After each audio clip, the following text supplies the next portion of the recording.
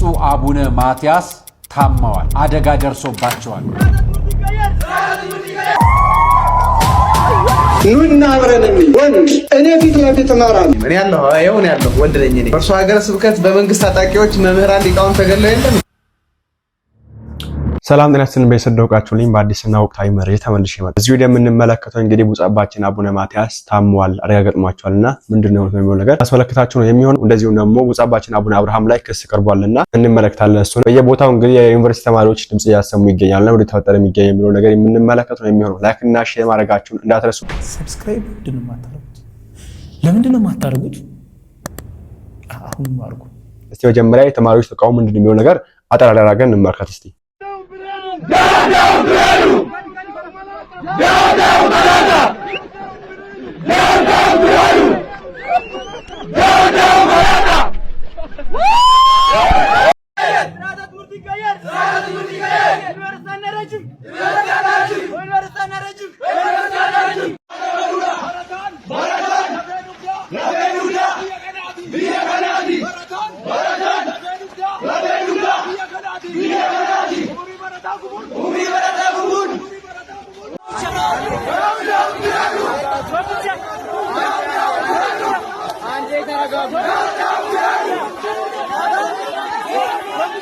እንደምትመለከቱ ነው እንግዲህ በየቦታው እነዚህ አይነት ድምጾች አሁን ላይ በተለይ በአምቦ፣ በድሬዳዋ፣ በባህር ዳር ዩኒቨርሲቲ እና በአንዳንድ ኦሮሚያ ክልሎች ላይ እንግዲህ ይሄ ድምጽ የተበራከተ ይገኛልና አይ ቲንክ የተማሪ ጥያቄ አንድ ነው። ስሙት ወንድማችንን እድሜያችን መጫወቻ አይደለም። ድንገት ከሰማ የተማሪዎችንም ቅሬታ ከተቀበለ ይህ ቪዲዮ ለሚመለከተው አካል እንዲደርስ ኮፒ ሊንክና ሪፖስት በተቻላችሁ አቅም አድርጉ። እኛ የላቦራቶሪ አይጥ አይደለንም። እያንዳንዱ ነገር እየመጣ እኛ ላይ የሚሞከረው በመጀመሪያ አንድ አመት ቀልድ አይደለም። አስተማሪ ለመሆን አንደኛ ፍላጎት ይጠይቃል፣ ሁለተኛ ደግሞ ልምድ ይጠይቃል። እኛ ተማሪዎች ግን ሁለቱም የለንም። ሰው ተመርቆ አንድ አመት የሥራ ልምድ በሚይዝበት ሰዓት እኛ ግን እዚሁ ግቢ ውስጥ እንድንሆን ይደረጋል። አንደኛ ተማሪዎች ሳይስማሙበት አንድ አካል ብቻ ተስማምቶ ስላጸደቀው የምንቀበለው ነገር የለም። የተማሪዎች መብትም ሊከበር ይገባል።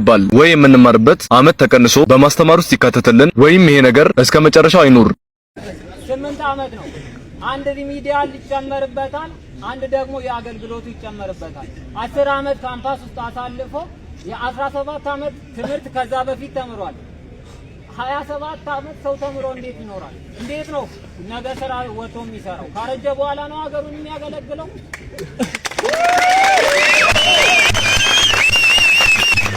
እኛ ሀገራችንን ማገልገል የምንፈልገው በወጣትነታችን ነው። እድሜያችን እያለ ጊዜያችን እያለ ኃይላችን እያለ ሀገራችንን በትጋት ማገልገል እንፈልጋለን። ባጭሩ ጥያቄያቸውን ይመስላልና እውነት አላቸው ነገራችን ላይ። ምክንያቱም ወንዶች ችግር የለውም 30 አመት የሚማሩ ችግር የለውም ትልቻለ። ሴት ልጅ እንዴት ነው 27 አመት ተመራ መች ወጣ ነው ስራ መስራው? መች ወጣ ነው አግብታ ትዳር መስርታ ልትኖር የምትችለው? እና አሁንም ቢሆን እንግዲህ ትምህርት ሚኒስቴር የተማሪዎች ጥያቄ ሰምቶ መልስ እንዲመልስ ለማለት ፈልጋለሁ። ወደኛ ጉዳይ እንመለስና ብፁዕ አባታችን አቡነ ማትያስ ታመዋል።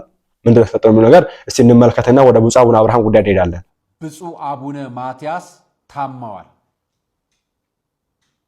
አደጋ ደርሶባቸዋል። ብፁዕ አቡነ ማትያስ ማምሻውን ጀምሮ እየወጡ ያሉ መረጃዎች የሚያሳዩት ምንድነው? ታመዋል የሚሉ መረጃዎች ናቸው። ብፁዕ ቅዱስ አቡነ ማትያስ ደግሞ ለየት የሚያደርጋቸው የሁላችን አባት ናቸው። በተለይ የኛ የኦርቶዶክሳውያን አባታችን ናቸው። የብፁዓን ሊቃነ ጳጳሳት የበላይ አባት ናቸው። እሳቸው ማህበራዊ ሚዲያ ላይ እየተወራ ያለው መረጃ ምንድነው? ሲራመዱ ምንጣፍ አደናቅፏቸው ወድቀው ትንሽ አጥንት ሰብራት ገጥሟቸዋል የሚል መረጃ ነው እየተናፈሰ ያለው። ነገር ግን ሙሉ ጤንነታቸው ደህና ሲሆን ወደ መንበራቸው ይመለሳሉ፣ ሕክምና እየተከታተሉ ነው የሚል መረጃ ነው ያለው።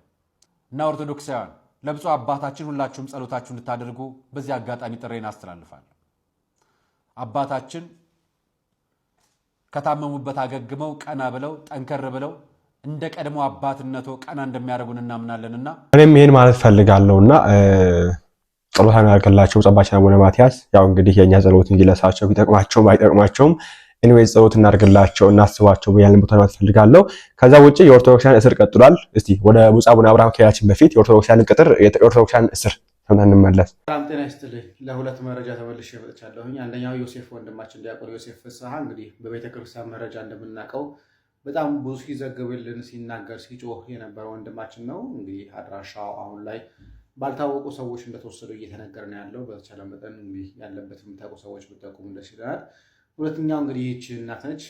ከውስጥ ቀን ወይ ከሁለት ቀን በፊት አንድ መረጃ ደርሼላችሁ ነበረ። እሷን ገለው 4 ልጆቿ አምልጠዋል ብለን ነበረ። ይህች እናት የ7 ልጆች እናት ነበረች። ከዛ ውስጥ 4ቱ ልጆቿ ጋር አንድ ላይ አፍነዋት ነበረ። ከደበደቧቸው በኋላ 4ቱ ልጆቿ አምልጠው ሲጠፉ እሷ ግን መጨረሻ ላይ በድብደባ ብዛት ገድለዋታል ማለት ነው። ይሄም የተከሰተው ምዕራብ ሐረርጌ ላይ ነው ማለት ነው። በሰማችሁት እንግዲህ ኦርቶዶክሳውያን በዚህ መንገድ ታሰሩ ይገኛሉ። ከዛ ውጭ እንግዲህ አሁን በኦርቶዶክሳውያን በጣም ሰቀል ላይ ነው የሚገኙት። ችግሯንም አልቆመም እና እንደዚህ ትምህርት ችግር ሲኖርባቸው ንቅል ብሎ የወጡ ወጣቶች፣ ንቅል ብሎ የወጡ ኦርቶዶክሳውያን፣ ንቅል ብሎ የወጡ ኢትዮጵያውያን የሃይማኖት ችግር ሲሆን ሙስሊሙ ሲገደል ኦርቶዶክስ ሲገደል ምንም ዞር ብሎ ይመለከት የለምና ይሄ ነገር ትልቅ ነገር ከኋላ እንዳለ የሚያልከን ነው። ከዛ ውጪ እኚህን አባት ስማቸውና ወደ ብፁዕ አቡነ አብርሃም ጉዳይ ልመለስ ነኝ። ሰው በወንጌል ካልኖረ ጭንቅላቱ ይጠፋል፣ እንደ ዶሮ ጭንቅላት። የዶሮ ጭንቅላት ትንሽ ናት። የዶሮ ዓላማ ደግሞ መበተን ነው። ከምትበላው ምትበትነው ነው። እንዲህ አይነት ጭንቅላት ይዞ የሚመራ ለሀገር የሚመራ በታኝ አፍራሽ፣ እንዲህ አይነት ጭንቅላት ይዞ የቤተክርስቲያን መሪ መሆን አይቻልም። ጠባብ የሆነ አመለካከት፣ ሰፊ የሆነ ማመለካከት ነው ሊኖረን የሚገባ። ወደ አገልጋይነት ተመለስ፣ ወደ ቅጥረኛነት አትግባ። ካህን ቅጥረኛ አይደለም፣ ካህን አገልጋይ ነው። ምዕመናን ለማገልገል ሌት ተቀን ለምዕመናን ማገልገል ብቻ አይደለም፣ ለምዕመናን ለመሞት የተዘጋጀ ነው። ካህን፣ ጳጳስ፣ ሊቀ ጳጳስ፣ ቄስ፣ መምህር ይሄ ነው አገልግሎቱ። እና ተመለስ ወደዚህ።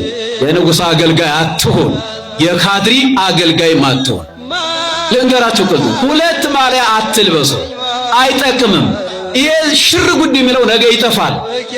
አንድ እግርህ ቤተ መንግስት፣ አንድ እግርህ ቤተ ክርስቲያን ውስጥ ያለ ሰው እንዲያ ነው የምትሆነው። ግልጽ ነው የምናገረው። እንዲህ አይነት ነገር የለም። ወይ ቤተ መንግስት መሆን ነው ወይ ቤተ ክህነት መሆን። እንደዚያ የሆነ ሰው ሁለቱንም ያጣል ማለት ነው። ሁለቱንም አጥቶ ነገ ይዋረዳል። አይቻልም እንዲህ አይነት አሰራር። ያኛው ምድራዊ አሰራር ነው፣ ይሄኛው ሰማያዊ አሰራር ነውና አንተ ሆይ ወደ ቤት ተመለስ፣ ወደ ክህነቱ ወደ አገልግሎቱ ተመለስ፣ ለምዕመናን ለመምከር ተመለስ። ቤተ መንግስት ፍርፋሪ የቀመሰ ሆዳም ነውና እንግዲህ ካላችሁ እንዳትቀየሙ። በትክክል ካልሰራችሁ ና በትክክል ስራ ነው ዓላማዬ እሱ ነው። እንደሱ ነው እያልኩ ያለው። የቤተ መንግስት ፍርፋሪ የቀመሰ ሆዳም ይሆናል። ሆዳም ሰው ደግሞ ወንድሙ ቢገደል አይሰማውም፣ ሆዱ ጋርዶታል። አይደል እንዴ? እየሆነ ያለው አይደለም። እንትና የሚገለው ለምን ይመስላል? ሆዳም ስለሆነ አይደለም። እንግዳ ምን በደለው? ምን አለው? እንትና የሚገለው ለምንድን ነው? ሆዳም ስለሆነ ተታሎ አታላይ ሆኖ አይደለም። ና ወደ ቤት ተመለስ፣ ወንድምን ውደድና አገር ስራ። ያንተ ዓላማ ይሄ ነው። አባቶች የነገሩም ይሄ ነው። ቤተክርስቲያን መጽሐፍም የነገረንም ይሄንን ነውና ወደ ሕጋችን ወደ ቅድስናችን ልንመለስ ይገባል። ወደ ሕይወታችን ልንመለስ ይገባል። እስቲ ባካችሁ እንዋለድ። ወደ ብፁዕ አቡነ አብርሃም ጉዳይ ስንመለስ ብፁዕ አቡነ አብርሃም እንግዲህ ባለፈው ሰምቻችሁ ነበር። ያው ድምጽ ጥርት ብሎ ባይሰማችሁም እኔ ልምራችሁ እንሂድ የሚል መልእክት አስተላልፎ ነበር፣ አሰምቻችሁ ነበርና እሱ ቪዲዮ እንግዲህ አሁን ላይ ኤዲት ተደርጎ በሙሉ ድምጽ ጥራት ተለቋል። እና በዚህ ጉዳይ እንግዲህ ቅሬታ ይቀርባቸው ይገኛል። እኔም የዛ ጊዜ ቅሬታ ቀርባቸው ነበር እንዳይባልም ብለን ነበርና ኤኒዌይስ የእሳቸውን ሐሳብ አጠር አድርገን እስኪ 1-2 ደቂቃ የምትሞላናት እንስማቸው እስቲ። ስለዚህ በየጉሬው ተደብቀው አንዳንዶቹ ፖለቲካውና ክርስትናው ተሳክሮባቸው እኛ ሄደን እንድንሞትላቸው፣ እኛ ሄደን እንድንናገር፣ እኛ በየአደባባዩ እንድንሆን ብዙ ይሉናል። ኑና አብረን እንሂድ። ወንድ እኔ ፊት ለፊት እመራለሁ። የትኛውም ቦታ ወንድ ይሆን የትኛውም ቦታ ያለ ወሬውን ተወውና ና፣ ባሻጋሪ መወንጨፉን ተወውና ና። ሰማለሁ አንዳንዱ ጸርቅ ባይ ይነግሩኛል። አባ አብርሃም ምናምን ወደድክም ጠላህም አባ አብርሃም ያለው አገሩ ላይ ነው፣ ቢናገርም አገሩ ላይ ነው። ለዛውም በሚፈለገው ፊት ነው። እንዳንተ ተደብቄ አላወራም፣ ተሸሽጌም አላወራም፣ ደሞም አልሸሽም። ብቅ እያለ አንዳንድ ጊዜ እንዲህ ይላል ብቅ እያልኩ እላለሁ ነገም ዛሬም። ስላንተም ንገረኝ ካልክ እነግርሃለሁ። ስለማይጠቅም ነው። ክርስትና እሰጥ አገባ ስላልሆነ ነው። ክርስትና ከማት ያበሳነትን እንጂ የወንድምን ኃጢአት ማውረዱ መዘልዘሉ ጥላቻ ስለማይመክረን ነው። ስለዚህ ክርስትና ከሆነ ክርስትና ነው። የሰማዕታቱ ሞት ያሳዘነ፣ የሰማዕታቱ ግፍ መቀበል ያሳዘነ ያስጨነቀ ናና በእኔ መሪነት ከተፈለገው ቦታ ሄደን እኛም ሰማዕትነት አይለፈን ብለን የመጨረሻውን ጽዋ ተቀዳጅተን እንሂድ። ወሬ ወሬ ነው፣ ትርጉምም የለውም። ደግሞ እያንዳንዱ በራሱ ሀገረ ስብከት ነው ኃላፊነቱን የሚወጣው። አንድ ሰው ምንደኛ የሚባለው ኃላፊነቱን ዘነጋ የሚባለው ሞት ፈርቶ ሸሽቶ ሀገረ ስብከቱን ጥሎ ሲሄድ ብቻ ነው። ወደ አንተ ወዳለበት ብመጣ ኑሮ ባልከኝ ደስ ይለኛል፣ ሳልሄድ ልሄድ ነው ይላል፣ ሊመጣ ነው ይላል። ዝም ብሎ ወሬው ሁሉ ግራ የገባው ነው። ለዚህ ነገር ሲያደርጉ ነበርና እኔ ያው ባለፈም ሙሉ ነገር ተናግሬያለሁ። ያለኝን ተቃውሞ ብፁዕ አባታችን አቡነ አብርሃም ዕድሜ ጤና ይስጥልን እንደዚህ ስለተናገሩ ደፍረው ድምፅ ስለሆኑ ከኦርቶዶክስ ጋር ስለቆሙ በጣም ነው የምናመሰግነው። ነገር ግን እኛውን ሲተቹ አይተናል። ይሄ ደግሞ እኔ ልክ አይመስለኝም። ምዕመናን እኔ የኢትዮጵያ ኦርቶዶክስ ተዋሕዶ ምዕመናን አሁን የሚገኘው ምዕመናን ትችት ይገባቸዋል ብዬ አላስብም። ያለውን ነገር ሁሉ ማድረግ የሚጠበቅባቸው ነገር ሁሉ አድርገው አሳይተዋል እስከ መሞት ድረስ። ይሄ ነገር ተመልከቱ እስቲ።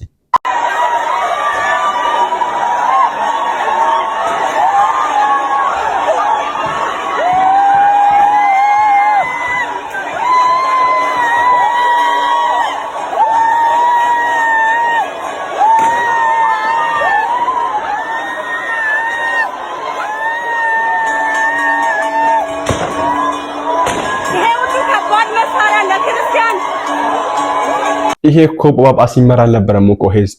ኦኬ ቤተሻን ለመጠበቅ የወጣ ህዝብ እኮ ነው። ህዝቡ ይሄን ያክል መስዋዕትነት ከፍሏል፣ ሞቷል። ኦኬ የሞቱ ሰማዕታትን ቢያንስ ደማቸውን ራሱ ደመ ሰማዕታት ብላችሁ በነበራችሁበት ዘመን ብፁዕ አባታችን አቡነ አብርሃም እርስዎ የመሩ በነበረበት ዘመን የሻሸመኔ ኦርቶዶክሳውያንን ደማቸው ደመ ሰማዕታት ነው ብላችሁ አልዘከራችሁም፣ የሰማዕታት ዕውቅና አልሰጣችሁም። ይሄን ጥፋት እኮ ነው። ይሄን ላይ አያይዝም ብለን ያለፍነው በቃ ይሁን ችግር የለውም። እንግዲህ ሁሉም አባት ስለካለን አንድ ያሉት እንግዲህ እነርሱ አይነት አባት ስለሆኑ ይሁን እስቲ ቢያንስ በድምጽ እንኳን ቢረዱን ብለን አቡነ አብርሃም ፉከራ የሚሆን ነገር በቃ በማንም አይሰጥም እና በተግባር ምዕመን አሳይቷል። እስቲ አባቶች በተግባር አሳዩን ነው። እኔ ባለፈውም ብየዋለሁ። ምዕመን እስከ በሚሊዮን የሚቆጠሩ ኦርቶዶክሳዊ ምዕመን ሞቷል።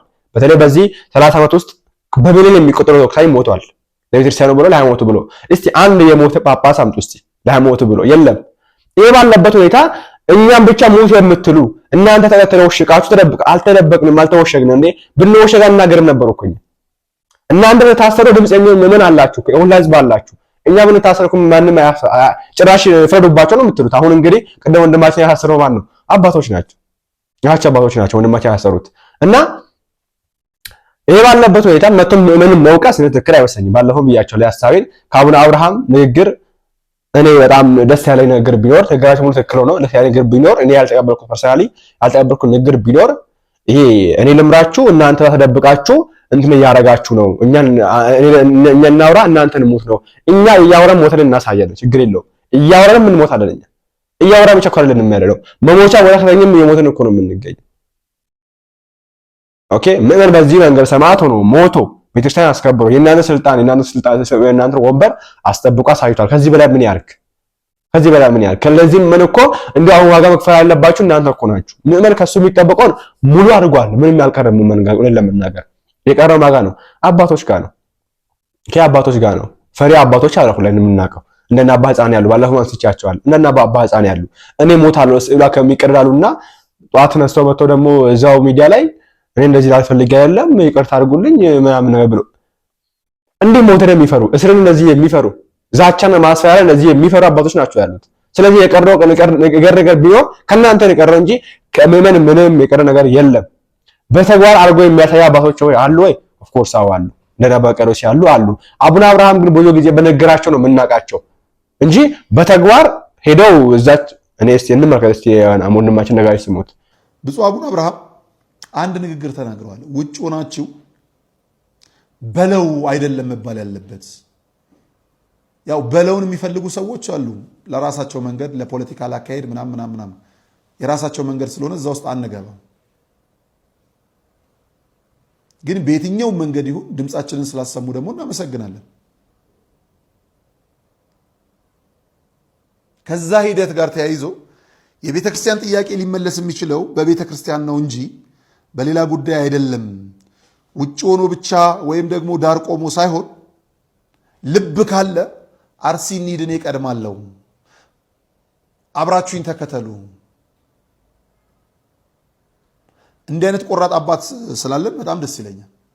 በነገራችን ላይ ከብፁዕ አቡነ አብርሃም ቀደም ብሎ ብፁዕ አቡነ መቃርዮስ 3 ጊዜ እንዲህ አይነት ገድል ፈጽመዋል። አንደኛው በጅጅጋ ላይ ኦርቶዶክሳውያን ሰማዕት በሆኑበት ጊዜ በዛ ክፉ ጊዜ ብፁዕ አቡነ መቃርዮስ እኔ ሄዳለሁ ልጆቼን አጸናለሁ ብለው ሁሉም በሚባል ደረጃ ሊቃነ ጳጳሳት እዛ መደብን አልፈልግም ባሉበት ሰዓት ብፁዕ አቡነ መቃርዮስ እዛ ሄደው ከልጆቻቸው ጋር ተሰልፈዋል። ሁለተኛ ሐረር ላይ የሐረር ክርስቲያኖች ታውቃላችሁ፣ ጥምቀትን በተመለከተ በጥምቀት ጊዜ ታቦታተ ሕጉን አናሳልፍም ያሉ አካላት ባሉበት ጊዜ እዚህ ከተማ ብፁዓን አበው ሊቃነ ጳጳሳት ከታቦት ፊት ነው። ብፁዕ አቡነ መቃርዮስ ግን ከታቦቱ ብቻ ሳይሆን ከልጆቻቸው ፊት ቀድመው ኑ ሞት ካለ እኔ ነኝ የምቀድመው፣ ተከተሉኝ፣ እኔን ገለው እናንተን ይቀላሉ፣ ከዛ በኋላ ታቦቱን ያስቆማሉ። አይሆንም ብለው በድፍረት ሄደው ሐረር ላይ የተሰራውን ጀብድ ታውቁታላችሁ። የሐረር ክርስቲያኖች በደንብ ተመሰክሩታላችሁ። በቅርቡ ደግሞ ግሸን ማርያም ላይ የሆነውንም ታይታላችሁ። እንደውም አንድ ልጅ ሲገጽጹ በቪዲዮ እንመለከታለን። ተዋጊዎች መካከል ገብተው መንገድ አስከፍተው ኦርቶዶክሳውያን የሰላም መንገደኞች የሰላም ተጓዦች ናቸው፣ ወደ ሰላማዊቷ እናታቸው ቤት ደርሰው ይመለሱ ብለው መንገድ አስከፍተው ሲመለሱ ትታያላችሁ። ብፁዕ አቡነ መቃርዮስን ይሄ እንግዲህ ወንድማችን እግዚአብሔር ይስጥልን። እና አሁንም በማለት ፈልገው ነገር ብፁዕ አቡነ አብርሃም ይሄ እኔ ፉከራ ምንም አይጠቅመንም። ኦኬ ብፁዕ አባታችን አቡነ አብርሃም ያሉን አባት እርሶ ኖት፣ በጣም ነው የምንወደው፣ በጣም ነው የምናከብሮት። ይሄ ፉከራው እንዲህ ካረጋችሁ እንዲሰማት እንሆናለን፣ እንዲህ ካረጋችሁ አንገታችን እንሰጣለን። እናንተ እንደዛ ስትፎክሩ ምን ነው የሞተ የሚገኘው? ለሃይማኖት አንገት ልስጣለሁ ብሎ አቡነ አብርሃም ተናገሩ። ምን አንገቱን መስጠት ጀመረ? እሳቸው የሉም። እና ይሄ ፉከራው ለምናምን አደጋ ነው የሆነ የሚገኘውና ባካችሁን በተግባር አሳዩን። እና ምን አተቹ የሚናገረው ሚዲያ ላይ ያለውንም አተቹ። ሚዲያ ላይ ያለ የሚናገር በየጎ ተወሽጎ የሚናገር ባይኖር አሰሙትም ነበር የአርሲውን ጉዳይ። ለምን ማንም ይዘግብላችሁ? የተነገራችሁን የማቾችና የገዳዮችን ስም ጽፈን እንስጣችሁ የተባለ ኮሚቴ እኮ እናንተ ለላችሁ ኮሚቴ አንቀበልም ብሎ እኮ ነው የመጣው። የማቾቹን ስም የገዳዮቹን ስም አንፈልግም አንቀበልም ብሎ እኮ ነው የመጣው። ከአርሲ ሄደው ሪፖርት አቀርባለሁ ብሎ ሄደ። እንደዛ ነው እኮ ነው የመጣው። ይሄ ኮሚቴ ራኮ ማን ነው? በእናንተ የሚመራ ነው። ጳጳሳት ናችሁ። ከናንተ በላይ ያለ ስልጣን እኮ የለም። ከናንተ ጳጳሳት በላይ ያለ የመጨረሻ ስልጣን ላይ እኮ ነው የምትገኙት። ጳጳሳት የመጨረሻ ስልጣን ላይ ከፓትርያርኩ በታች እንደዛ ነው የምትገኙት። እንዴት ተገኝታችሁ እንዴት ነው ነገር ማድረግ ያቅታችኋል? እንዴት ካድሬዎችን ማውጣት ያቅታችኋል? እግዚአብሔር በሚያውቀው እንዴት አንድ ነገር ቤተ መንግስት አንድ ነገር ቤተ መቅደስ ይሆናል? ይቺ ቪዲዮ ለብፁዕነታቸው ለአቡነ አብርሃም ትድረስልኝ። እስኪ መጀመሪያ ግን የአቡነ አብርሃምን ንግግር እንስማ። ወንድ ይሆን ከየትኛውም ቦታ ያለ ወሬውን ተወውና ና ወደድክም ጠላህም አባ አብርሃም ያለው አገሩ ላይ ነው። ቢናገርም አገሩ ላይ ነው። ለዛውም በሚፈለገው ፊት ነው። አንድ ሰው ምንደኛ የሚባለው ኃላፊነቱን ዘነጋ የሚባለው ሞት ፈርቶ ሸሽቶ ሀገረ ስብከቱን ጥሎ እኔ ፊት ለፊት እመራለሁ፣ እንዳንተ ተደብቄ አላወራም። እኛ ሂደን እንድንሞትላቸው፣ እኛ ሂደን እንድንናገር፣ እኛ በየአደባባዩ እንድንሆን ብዙ ይሉናል። እንግዲህ እንደሰማችሁት አባታችን ይህንን ተናግረዋል። ቆፍጠን ያለ ንግግር ነው። እኔ አቡነ አብርሃምን በነገራችን ላይ ከማከብራቸው አባቶች መካከል ናቸው። ያው እንግዲህ ሰው ከነ ችግሩም ቢሆን መወደድ ስላለበት ማለት ነው። በዚህ ንግግሮ ግን በጣም ደስ አላለኝም። እኔ ያለሁ ወንድ ነኝ፣ እኔ ወንድ ነኝ። እርስዎን ግን ጠይቆታለሁ። በእርሶ ሀገረ ስብከት በመንግስት ታጣቂዎች መምህራን ሊቃውንት ተገለው የለም እንዴ? ለእነዚያ ፍትህ በሚታወቁ በመንግስት ሚሊሻዎች ሊቃውንት ክርስቲያን ተገለው የለም? ፍትህ አግኝተዋል እነዚያ? ኧረ ተው አባቶች እባካችሁ ተረጋጉ። መንግስትን መገሰጽ ይችሉ የለም? በአማራ ክልል ላይ ያለውን ጦርነት እንዲያቆም መንግስትን ተው ማለት ይችሉ የለም? ምን ማለት ሆነው? ጦርነቱን ማስቆም አትችሉም? ያንንም ተው ብላችሁ ማስቆማችሁንም መስቀላላችሁ አይደለ? በእጃችሁ ጵጵስናው አለ አይደል? እረፉ፣ በቃ ተው፣ በቃ ተው፣ አቁሙ ማለት ትችሉ የለም። ብዙ ሊቃውንተ ክርስቲያን እኮ ተገድለዋል። በመሰረቱ በጣም ብዙ እሱ መናገር አይችሉም። እኔ እዚያ ሩቅ እዚያ አርሲ ላይ ያለው ምናምን ጉዳይ ሳይሆን እዚህ እሱ አፍንጫው ስር ብዙ መምህራን እኮ ነው ያልኩህ። በየቀኑ የሚገደለውን ምዕመንማ እሱና ግድ የለም ሌላ ፖለቲካ እንደምታ ይሰጠዋል።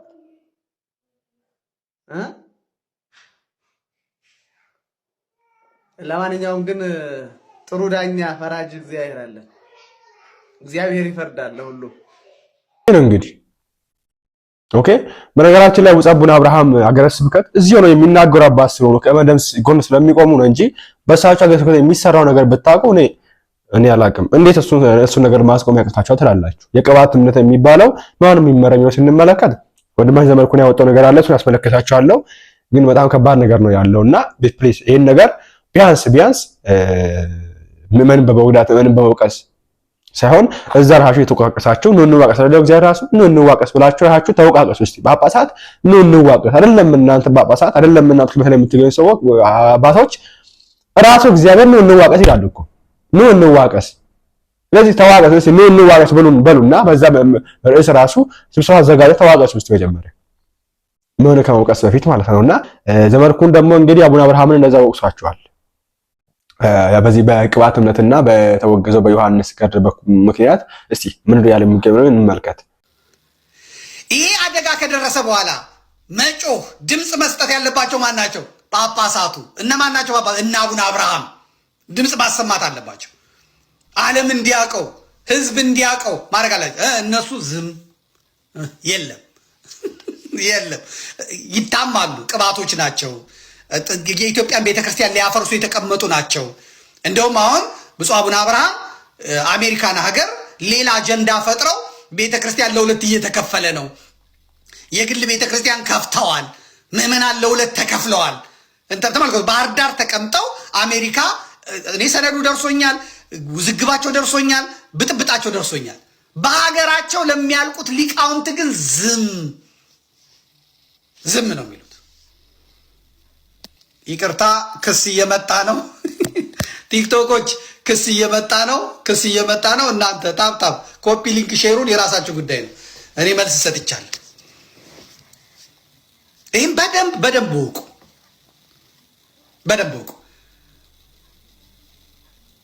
ሃይማኖት ተቆጣጥሮታል። ለምሳሌ አሁን እንመልከት።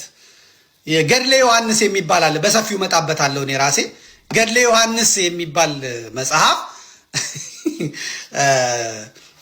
ሲኖዶሱ እንደ ትልቅ አጀንዳ ይዞ አወገዘው ማለት ነው። አሁን ባለፈው ዋነኛው የገድለ ዮሐንስ መጥምቀ መለኮት ቅዱስ ዮሐንስ ገድሉ አንዴ ላሳያችሁ ምን አይነት ፌክ እንደተሰራ ላሳያችሁ። ገድለ ዮሐንስ እንዴት እንደሆነ ማለት ነው። አንዳንድ እንትን ነው ምልክልህ ወንድም አለም እንትን ትላቸዋለህ ማለት ነው። አሁን ያወገዙት የቱን እንደሆነ ምንም የተናገሩት ነገር የለም። ዋናው ግን ይሄ በቢጫ የተጻፈው ነው። የቢጫ የተጻፈውን እነግርልሃለሁ። አዘጋጅልኝ። ሁላችሁም ተመልከቱት። ወደ እንትን ሄዳችሁ ተመልከቱ። ልብ ብላችሁ እንድትመለከቱኝ ምን አይነት አደጋ እንደተጋረጠና እንዴት እንደምናመልጠው ጭምር ነው የምነግራችሁ። የአጀንዳውን ጉዳይ አልተውኩትም። ይህንንም ምን አይነት አደጋ እንዳለብን ልነግራችሁ ስለፈለግኩ ነው። አሁን ይሄ የምታዩት ገድለ ዮሐንስ መጥምቅ ተርጓሚው ሊቀ ጉባኤ የታረቀኝ ብርሃኑ ይባላሉ። መምህርና ቅኔ መምህረ ቅኔ ወመጻሕፍት ነው ይባሉት። የቅኔም የመጻሕፍት መምህር ናቸው። ይሄ ቤተክርስቲያኒቷ ስትጠቀምበት የኖረችው ቤተክርስቲያኒቷ ስትገለገልበት የኖረችው ነው። ያኛው ደግሞ እነዛ የሰሩት ደግሞ ሌላ ነው። እነሱ የሰሩት ደግሞ ይሄ ቢጫውን አምጣው። በቢጫው የመጣው ነው። በቢጫ ያለ ነው። ይሄ ነው ገድለ ቅዱስ ዮሐንስ መጥምቅ ይላል። ይሄ በዚህ ወረቀት ታትሞ የሚሰናዳ የተበተነ ነው። ብዙም ለህትመትም ላይ ያልዋለ ነው። ግን ሲኖዶሱ ሳይወገዝ ሳይለየው እንደተወገዘ አድርጎ ስለለየው ያኛው ቅድም ያያችሁት አምጣው ያኛው የገድለ ዮሐንስ መጥምቅ ሊቀ ጉባኤ ታረቀኝ ብርሃኑ መምህረ ቅኔው መጻሕፍት ያተሙትና ቤተክርስቲያኒቷ ስትጠቀምበት የኖረውን ገድለ ዮሐንስ መጥምቅ አብሮ ማስታወቂያ ተሰራበት። ተመልከቱ፣ ዘዴውን ነው የምነግራችሁ። አሁን ይህንን ምንድነው የምታደርጉት? ወደ ላይ ትሄዱና ትጠይቃላችሁ ማለት ነው። በሲኖዶሱ የተወገዘው ገድለ ዮሐንስ ችግር ያለበት ነው፣ መወገዙ መልካም ነው። ነገር ግን ታትሞ አልወጣም። ታትሞ ያልወጣውን ነው ያወገዙት። ገድሉ የሚገኘውም በተወሰኑ ቦታዎች ብቻ ይሄ ገድል ያለው ማለት ነው። ለህትመት አልወጣም፣ ለምናምን አልሆነም። ነገር ግን ገድሉ ያለው የተወሰነ ቦታ ብቻ ነው። ህትመት ላይ ያልዋለ ስለሆነ ስላልታተመ ከምዕመናን እጅ ያልገባ የገድል መጽሐፍ ነው። ነገር ግን በሊቀ ጉባኤ ታረቀኝ ብርሃኑ ተተርጉሞ በመላከ ብርሃናት መኮንን አንበርብር ስጋቴ በ1996 ዓ.ም የታተመው የቅዱስ ዮሐንስ ገድል ምስሉን በመጠቀም እንደተወገዘ አድርገው አቀረቡት። እንደተወገዘ አድርገው አቀረቡት ማለት ነው። የተወገዘው ገድል 2 ገዳማት ላይ ነው የሚገኘው። ልብ ብላችሁ ስሙ። የተወገዘው ገድል የሚገኘው ስንት ገዳማት ላይ ነው? 2 ገዳማት ላይ። ገዳማቶቹ የት ናቸው? አጋግና ዮሐንስ ገዳምና መንቆረር ማርያም ላይ ይገኛሉ። ሁለቱም ገዳማቶች በቅባቶች ቁጥጥር ስር የሚገኙ ጎጃም ውስጥ ያሉ ገዳማት ናቸው። ገዳሙ ውስጥ ገድሉ የሚገኘው ተገኘ የተባለው በብራና ተጻፈ የተባለው በአጋግና ዮሐንስ ገዳምና በመንቆረር ማርያም ውስጥ ነው የተገኘው። በሁለቱ ገዳም ውስጥ ያሉት ደግሞ ኦርቶዶክሳውያን ናቸው? አይደሉም። ተዋህዶ ናቸው? አይደሉም። ምኖች ናቸው? ቅባቶች። ሴሉ እንዴት እንዳደገ ፓትርያርክ የመረጡ ምክትል የመረጡ ሲኖዶስ ያቋቋሙ ጎጃም ውስጥ ያሉ ለኢትዮጵያ ስጋት እንደ ለኦርቶዶክስ ስጋት ዋነኛው ምንጭ መነሻው እንደውም የሚገኘው እዚህ ጎጃም ውስጥ ያለው የተደበቀ የኢትዮጵያን ቤተክርስቲያን ኢትዮጵያን ሊያፈርስ የሚችል ኃይል ያለው ዛል ለምን እንደምጮህ ይገባቸዋል። ወደፊት ይገባቸዋል። አሁን አይገባቸው። መጀመሪያ በራሳቸው ቋንቋ የተጻፈውን ይህን ገድል የውጭ ሚሽነሪዎች ይዘውት መጥተው በእነዚህ ገዳማት በግዕዝ ቋንቋ ተጽፎ እንዲቀመጥ ተደረገ።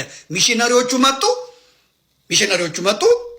ካቶሊክ ማለት ቅባት ሃይማኖት ለካቶሊክ ነው እና አልፎንሱ ሜንዴዝ ያቋቋሙት ነው። አመጡትና ከውጭ በግዕዝ ተተርጉሞ በሁለቱ ገዳም እንዲቀመጥ ተደረገ። በስርዓት ያስገቡት ብዙ ነገር ይኖራል። ነገር ግን ወደ እነዚህ ገዳማት ከነርሱ በቀር ማንም ዝር አይልም።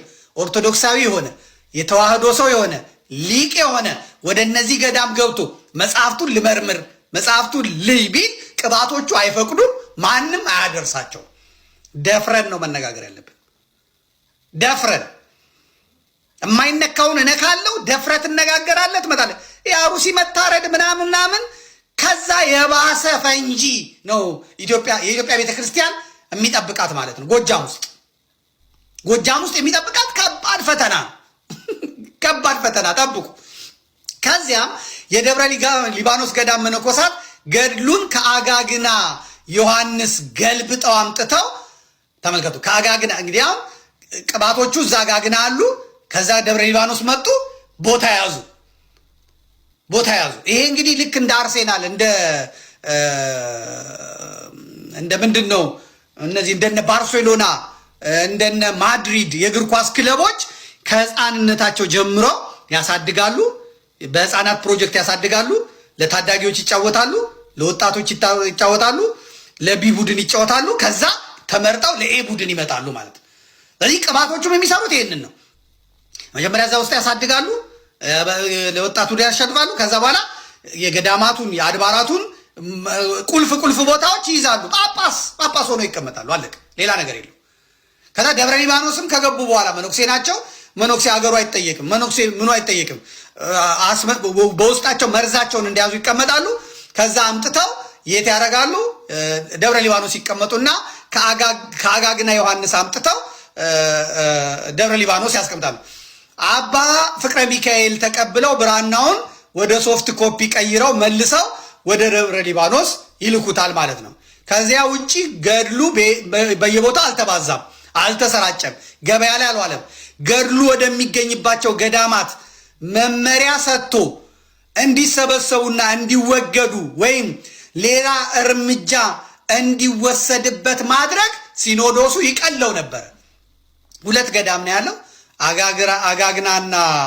አጋግና ዮሐንስና መንቆረር ማርያም ነው ያለው። ይሄ የመናፍቃኑ ገድ።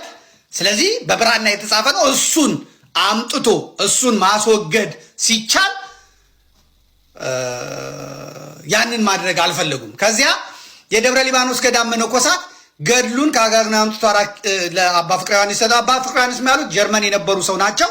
በብራና ብዙ መጻሕፍትን ይሰጧቸዋል። እሳቸው በሶፍት ኮፒ ገልብጠው ምን ብለው ይሰጣሉ። ስንት ችግር ያለባቸው መጽሐፍት እያሉ ያልታተመውና ምዕመናን እጅ ያልገባውን ይሄንን መጽሐፍ ማውገዝ ፋይዳ የለውም፣ ትርጉም የለውም። መናፍቃኑ ቲክቶክ ላይ መጥተው እነ ቀለሜ እነማ ለነ ትዝታው እንትን ጥይት ነው የሰጧቸው። ይሄው በእኛ ጥረት በእኛ ጭቅጭቅ ይሄው ገድል ድርሳን እየተወገዘ ነው፣ ምንትስ እየተባለ ነው። ግን ሴራ ነው። ቅባቶቹ ያዘጋጁት ቅባቶቹ ኳሱን ለመናፍቃኖቹ ይሰጣሉ። መናፍቃኑ እንትን ያሉ አሁን ሰዎች በእጃቸው ላይ ያለውን ገድለ ዮሐንስ መጥምቅ እንትን ይላሉ ማለት ነው። ይህ ሁሉ ችግር የሚፈጠረው በእኛ ምክንያት ነው። በቂ ማብራሪያ ያውም ሳይሰጥበት ህዝቡን ለውዝግብ ዳረጉት። አሁን ሰዎች የቱ ነው ብለው ተጨነቁ። ቲክቶከሮቹም አራገቡት። አይታችኋል። የሊቀ ጉባኤ ታረቀኝ ብርሃኑ የተተረጎሙት ከቪዲዮ ጋር አቀናብረው ያለ እውቀት ተወገዘ እያሉ ሲያሰራጩ ሰነበቱ ማለት ነው። የፕሮቴስታንት መንደር ሰዎችም እንዳያችሁት በእኛ ጩኸት በገድላት ላይ እርምጃ ተወሰደልን ብለው የኢትዮጵያ ቅዱስ ሲኖዶስን ወደ ማመስገን ሄዱ ማለት ነው። እንግዲህ ይሄ ከታዳጊ ህፃናት ጀምሮ ሲኮተኮት ያደገው የመናፍቃን ቡድን ዛሬ ለዋናው ለማድሪድ፣ ለዋናው ለባርሴሎና፣ ለዋናው የኢትዮጵያ ቡድን እየተጫወተ ይገኛል ማለት ነው። እኛ ይሄ ሁሉ ችግር የተፈጠረው ግን ምንድን ነው? በእኛዎቹ ስህተት ነው። የሊቃውንቱ ጉባኤም ሆነ የመገናኛ ብዙሃን ስርጭት ክፍሉ ትልቅ ስህተት ነው የሰራው።